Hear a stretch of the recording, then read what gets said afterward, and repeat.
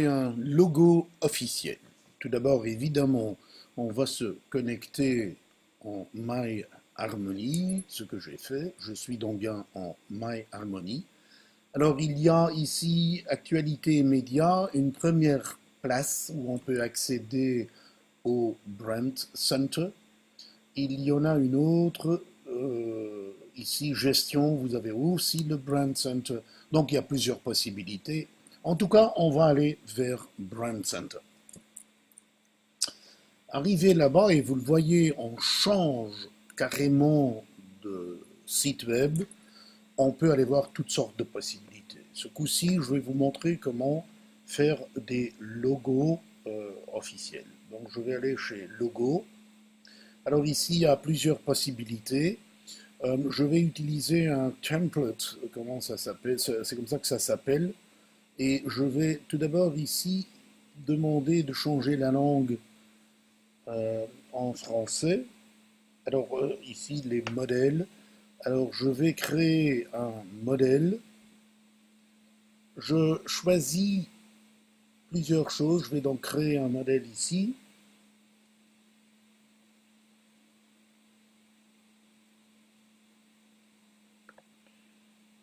Et j'ai toutes sortes de possibilités. Tout d'abord, je peux taper le nom euh, de, de la ville, pourquoi pas. Alors, on peut dire de faire cela en anglais ou en français, donc on peut dire français, club de ville, c'est pour vous aider à le faire. Bon, je remets Namur. On peut dire si le logo doit être Rotary, Rotaract ou Interact. On peut dire normal ou simplifié, vous le trouverez. Les couleurs, on peut choisir la couleur, ce qui va être une possibilité.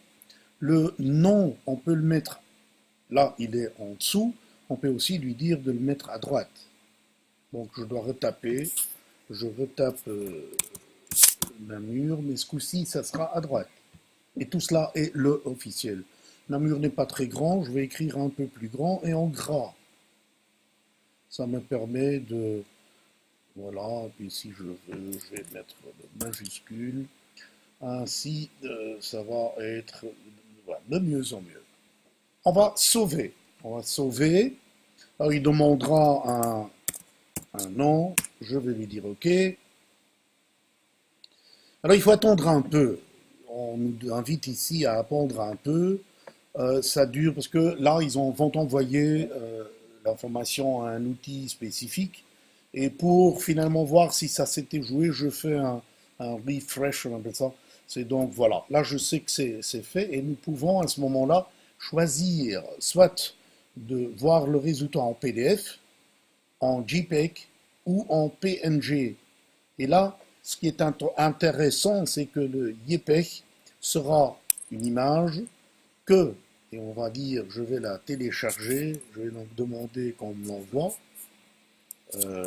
comme Namur, je vais mettre ça sur mon, je vais donc bouger un peu, le résultat est là, si je l'ouvre, ça sera un document que, si vous collez ce document dans un PowerPoint, il n'y aura pas le rectangle blanc, parce que le tout est translucide, transparent. Ça va vous aider. Pour les JPEG et les PDF, vous connaissez. Voilà pour les logos.